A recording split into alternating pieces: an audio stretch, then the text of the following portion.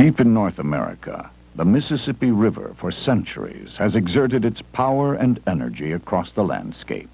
In Louisiana, about 300 miles above the Gulf of Mexico, the river has historically pushed more and more of its waters into the Atchafalaya River and swamp.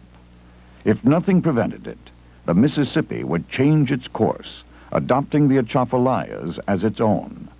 This is the story of the threat and the solution.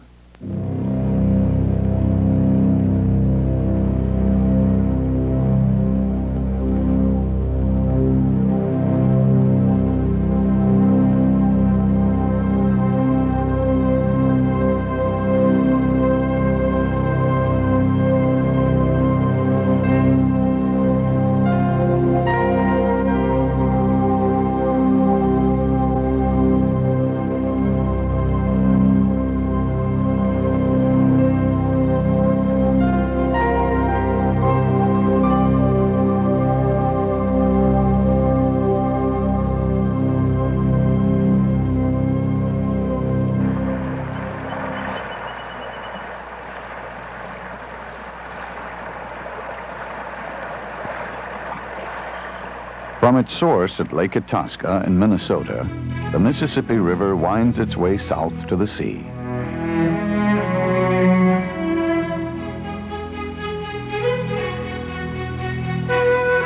Its character changes as it passes cities like Minneapolis.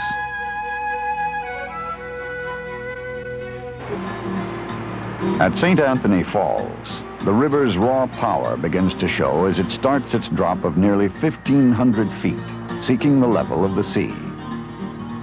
Locks provide stair steps for boats as the river drops downward to the plains. On past St. Paul. As tributaries flow into the main stem, the river widens and deepens. Its energy grows. More than 100,000 rivers and streams from the body of the nation flow into the Mississippi as it winds its way down from Minnesota 2,500 miles to the Gulf of Mexico. About halfway through the journey, the Missouri joins the Mississippi, carrying muddy waters from the great western rivers, from the Yellowstone, Cheyenne, Sioux, and Platte. They carry millions of tons of topsoil washed down from Rocky Mountain peaks across the great western plains. As these sediments spill into the Mississippi, they stain its water with a muddy hue. Pushing on, the river carries its growing cargo of mud and commerce past St. Louis, gateway to the west.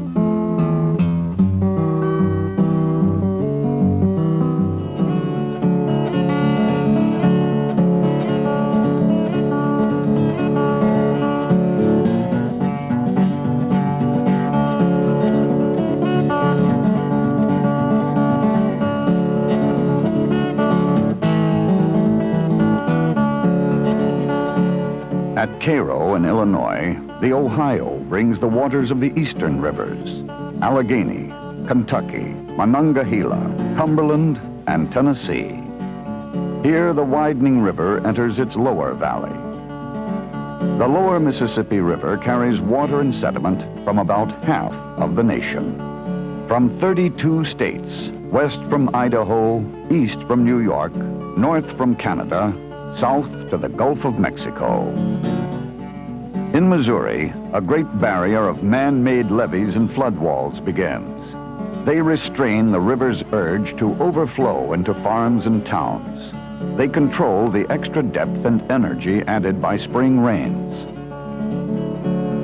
To protect farms and towns from Mississippi River floods, more than 1,600 miles of earthen and concrete structures line the river in its lower valley.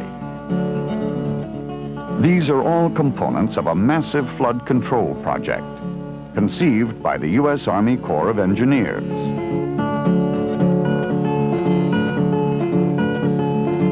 Flowing south past Memphis, Tennessee, and on downriver,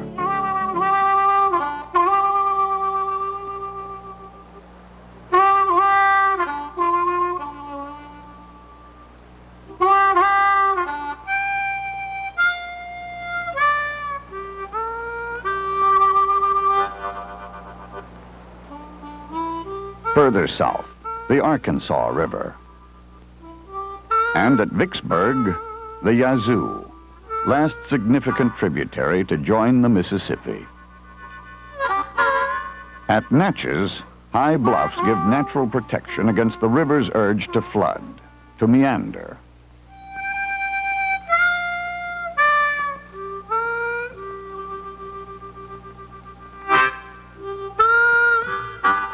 Where there is no such protection, the river has historically sought to move about within its own valley. It does so in part by carving sand and silt from its own banks, by moving that sediment farther downstream. To keep the river on course within its existing channel, man has had to intervene. Wired mats of concrete are laid on the river banks and bottom to hold the river in place. By now, the river carries the force of water and sediment funneled from nearly half of the United States. As its energy grows, the Mississippi tries to forge new channels in search of the shortest route to the sea. In Louisiana, the river finds a way. Here, the Mississippi surrenders some of its water and sediment. For the first time since the river began its journey, waters flow out of the Mississippi.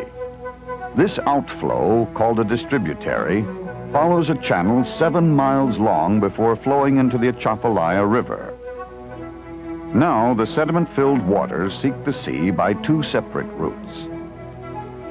The powerful river still poses a threat to people and to industry.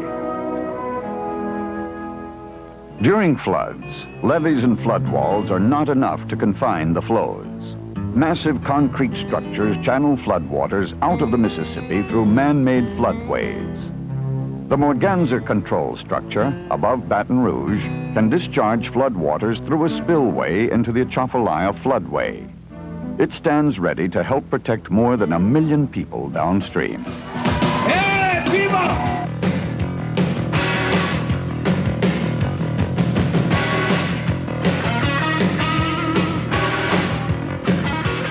At Baton Rouge, the current cuts more deeply into the riverbed.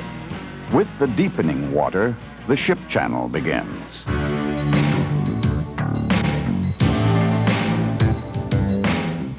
Shallow draft barges from upriver gather to exchange cargo with deeper ocean-going ships.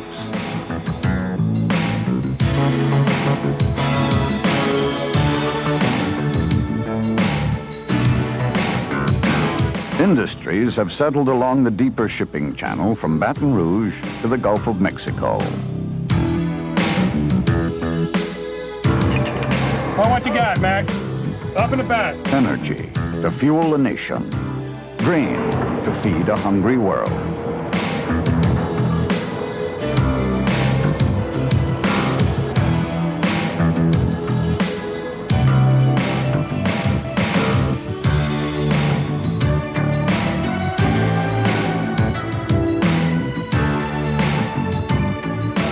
These industries draw fresh water from the river. Cities purify river water for drinking. Above New Orleans, the U.S. Army Corps of Engineers' Bonnie Carey Spillway can divert floodwaters from the river through Lake Pontchartrain and on into the Gulf of Mexico. By diverting destructive waters, the spillway protects New Orleans and communities downstream.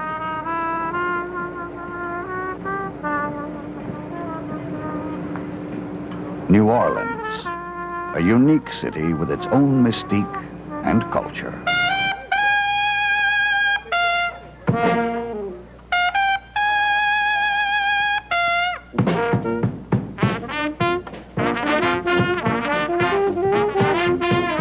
Birthplace of Dixieland jazz.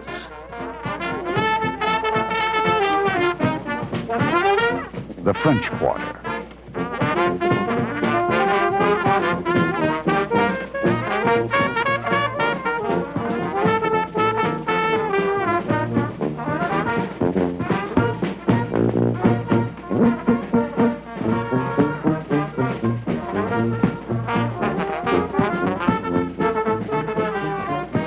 At New Orleans and southward, the land lies below sea level. Levees and flood walls stand close to the bank to hold back the encroaching river.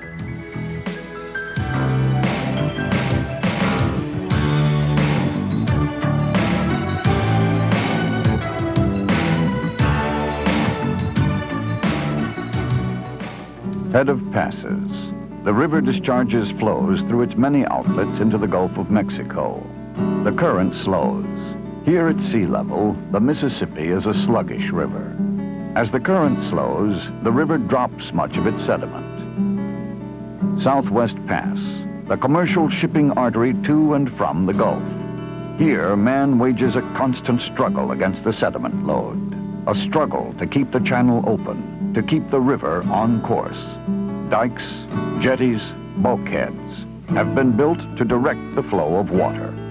Dredges dig up the deposits of silt torn from riverbanks upstream, deposits that threaten to fill in the channel. The dredged material helps build new marshlands for wildlife. Land's End. The river now spreads a sediment plume over blue Gulf waters. The Mississippi is an alluvial river, one that carries and deposits sediment along its course. In earlier times, sediments flowing over and through the channel's banks built new deltas, land masses formed by sand and silt brought to the mouth of the river. This alluvial river, and others like it, will try to change course when mud and silt fill in the existing channel and the old path becomes more difficult to follow. The Mississippi has changed course many times through the last 5,000 years. Without man's intervention, the river would again change its main course in search of the shortest route to the sea. Like all alluvial rivers, the Mississippi over the centuries meandered across its floodplain. During successive periods of high water, the river made cutoffs to become more efficient. The result was small lakes called oxbows. In its lower valley, the Mississippi winds its way through alluvial soils, soft soils of clay, silt, and sand. Solid materials suspended in the water form layers of fine clays, silts, fine sands, and coarse sands, moving along the bottom in waves. During flood, the river overflows its banks, spreads out over its delta, and deposits some of these sediments in its floodplain. The river also expands its delta by breaking through, crevassing its banks, and developing subdeltas. After extending its length, the river reaches maturity.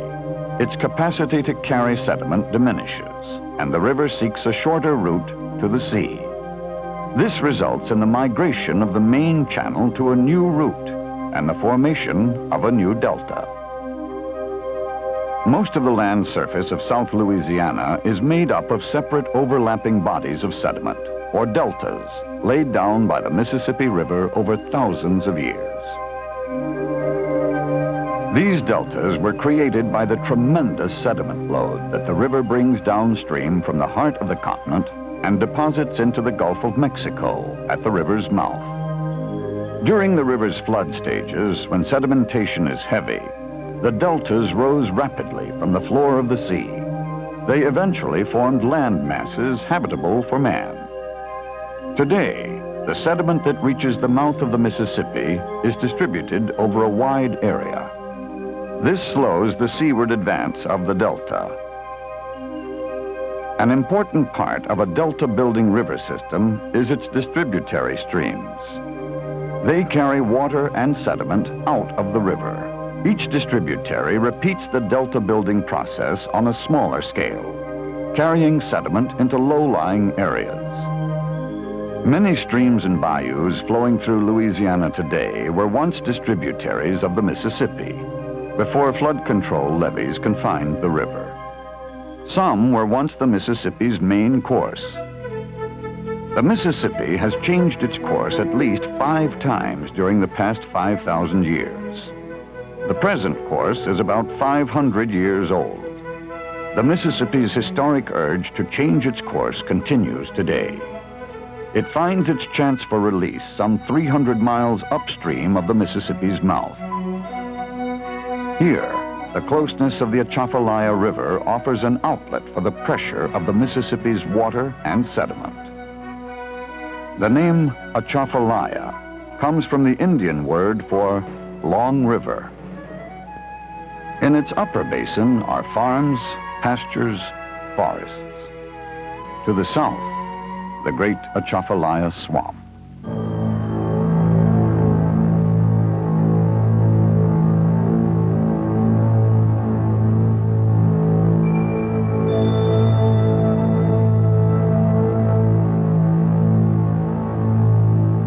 Forests of willow, cypress, and tupelo.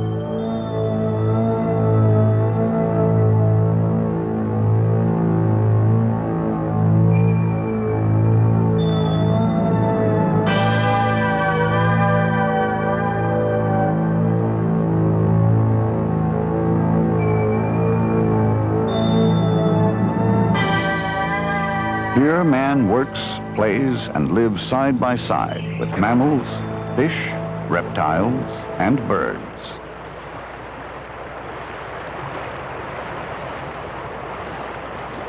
The basin yields a wide variety of fish and shellfish. Commercial fishermen pull up traps, harvesting a crop of crawfish.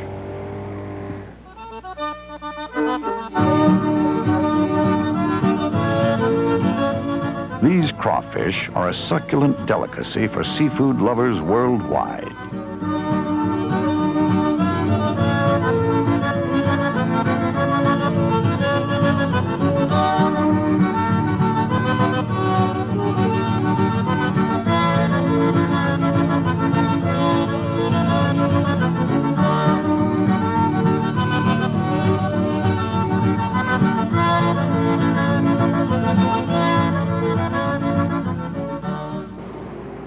The Atchafalaya Basin also supports a flourishing oil and natural gas extraction industry that helps fuel the nation.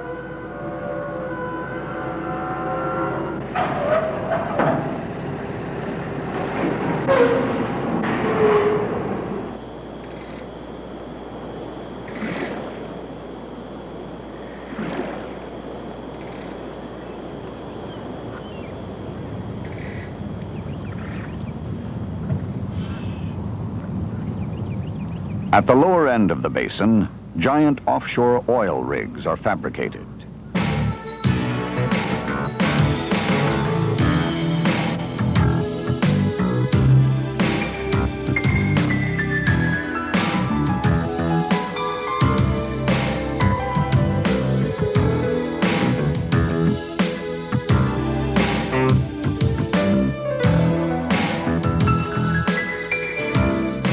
Flood walls more than 20 feet high protect both people and industry.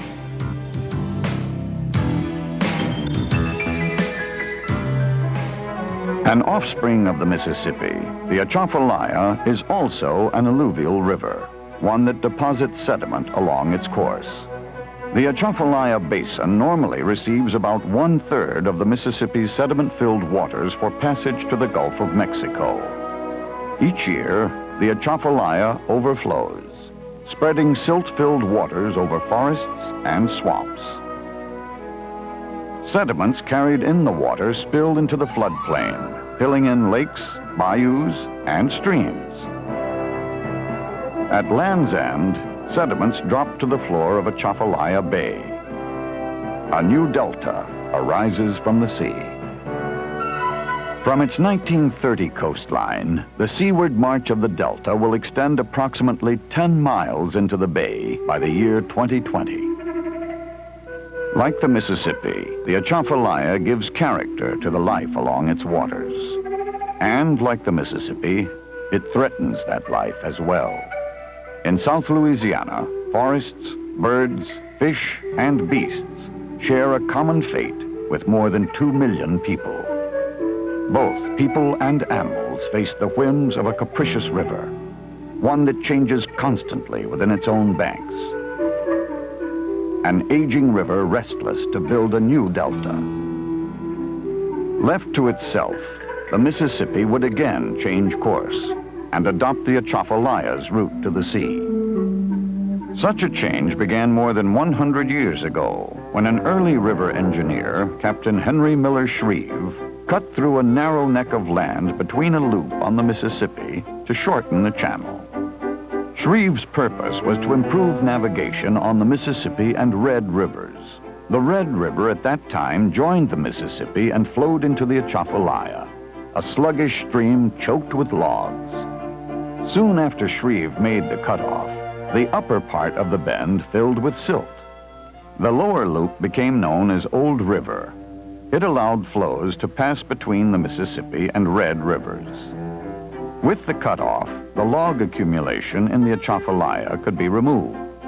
Now, flows could move freely between the Red, Mississippi, and Atchafalaya rivers. After removal of the Atchafalaya logjam, the Mississippi found the shorter, steeper channel of the Atchafalaya.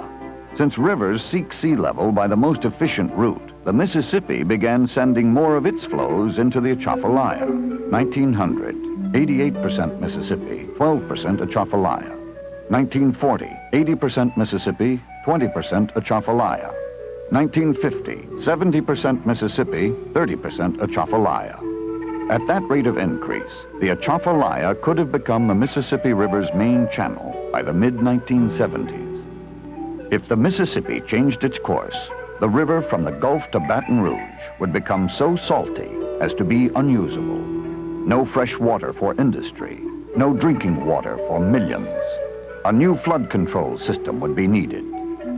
Navigation would be severely disrupted and the connection between deep and shallow draft navigation severed. And in the Atchafalaya, some of the great swamp flooded, the rest left high and dry from the massive influx of Mississippi River sediments.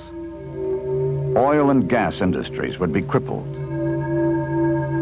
cities threatened, homes and jobs destroyed. The changes on both sides, the Mississippi and Atchafalaya, would be catastrophic and unacceptable. To counter this threat, the Mississippi River Commission, a presidentially appointed advisory body, recommended building control structures near Shreve's old cutoff, where the Mississippi sent flows into the Atchafalaya. The structures would stop the progressive increase of waters into the Atchafalaya by maintaining the 1950 distribution, 70% Mississippi, 30% Atchafalaya. The new features of the Corps' Mississippi River and Tributaries project were called the Old River Control Structures, named for the lower loop of Shreve's cutoff. The New Orleans district of the U.S. Army Corps of Engineers began work on the project in 1955 and completed it in 1963. The features of the Old River project included a low-sill structure and outflow channel to control the flow of water from the Mississippi River into the Atchafalaya Basin.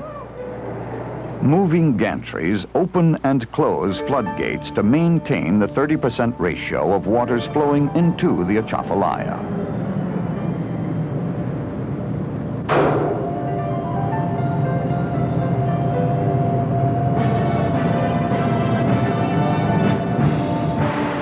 In times of flooding, this control structure can relieve the pressure of high water by diverting flows into the Atchafalaya, protecting towns and farms downstream. Also at Old River, to assist in flood control, is an overbank structure and its outflow channel. This supplies an outlet to carry off high waters when flows exceed the river's natural bank elevation. The Old River project also includes a lock to continue navigation between the Mississippi and Atchafalaya rivers, and a dam to close off the natural Old River channel. With these control structures in place, flows passed quietly to the Gulf. The Old River structures stopped the increase of flows from the Mississippi to the Atchafalaya. The 70-30 ratio was maintained. Then in 1973, the second greatest flood of the century came to the Mississippi Valley. The sheer volume of water battered the low-sill structure unmercifully, and damaged its foundation. But the Old River Project stood its ground. Floods occurred again in 1974 and 1975. Still, the low-sill structure, though badly damaged, endured. Army engineers fought back, repairing and rehabilitating the structure. It proved its worth during floods in 1979 and again in 1983. In some ways, it worked better than in its original condition. But the structure's foundations would never be the same.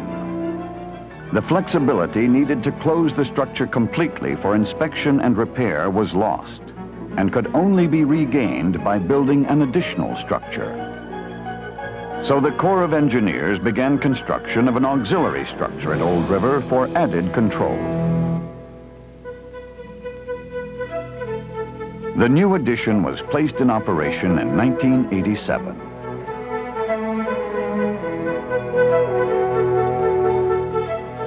It works at all times to help the low-sill structure maintain the 70-30 flow distribution.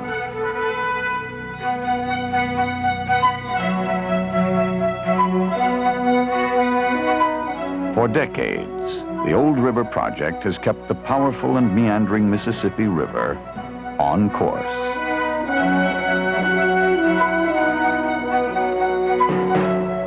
Like a good soldier, the Old River Project protects the lives, homes, farms, and work of more than 2 million people who live in the lower basin of the Mississippi River. The Old River Project has helped keep the great Atchafalaya swamp wet and wild as the new delta rises slowly and spreads gently. In South Louisiana, both the land and the lives of the people who live there are shaped by the river. For them, it is vital to keep the Mississippi River on course.